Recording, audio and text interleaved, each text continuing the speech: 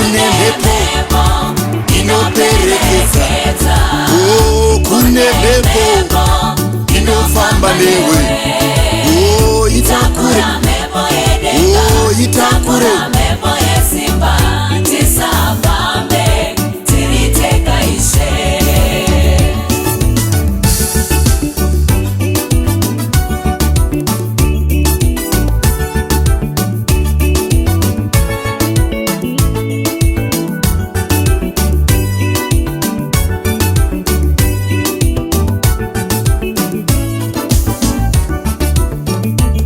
Kune mhepo inoperekedza, kune mhepo inofamba newe. Itakure mhepo yedenga yakazara ropafadzo, mhepo yenyasha usafambe wega. Enyika ino anotuma mamhepo shwa, hanzi chaunobata ngachirege kubudira. Takura mhepo yedenga, famba nemhepo yenyasha, tisafambe tiri tega Ishe. Terera uwe sodzore nyasha, mweya weropafadzo.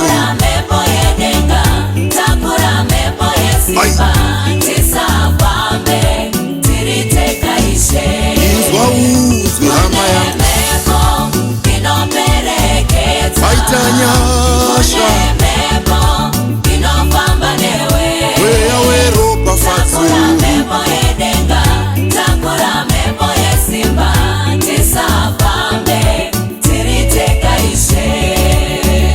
Mhepo yebudiriro iperekedze baba kubasa, mhepo yenjere iperekedze vana kuchikoro, mhepo yepundutso kuna mai pavanotengesa tengesa. Isafambe tiri tega Ishe. Mwari pandinoswera pamibato yemaoko angu, pandinopinda kana pandinobuda Baba, ngaifambe pamari dzangu, ngaifambe kuminda.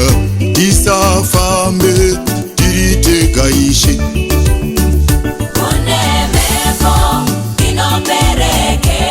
Paita mhepo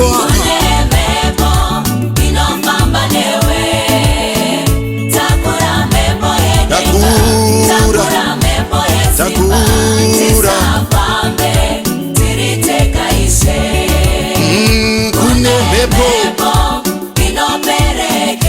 mhepo yenyasha, mhepo yezvikomborero, mhepo yeropafadzo, sodzore budiriro.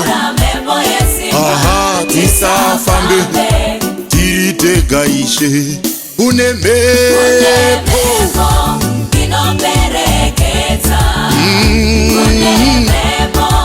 inofamba newe.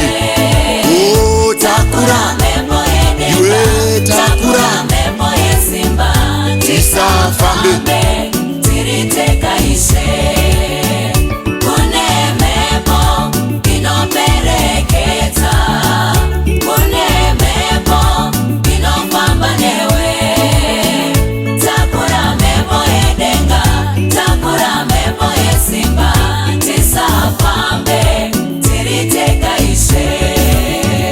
Mhepo yakafamba nana Josefa, mhepo yakafamba nana Jakobu.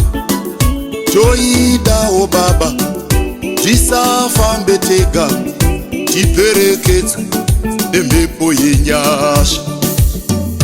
Abrahamu akaperekedzwa nayo kuKenani, pfuma yake yakaita mafashama.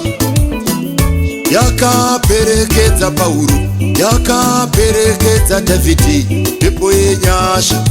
Toidawo Baba, kune mhepo inoperekedza, kune mhepo izere nenyasha, kune mhepo yemaropafadzo. Tisafambe tiri tega Ishe.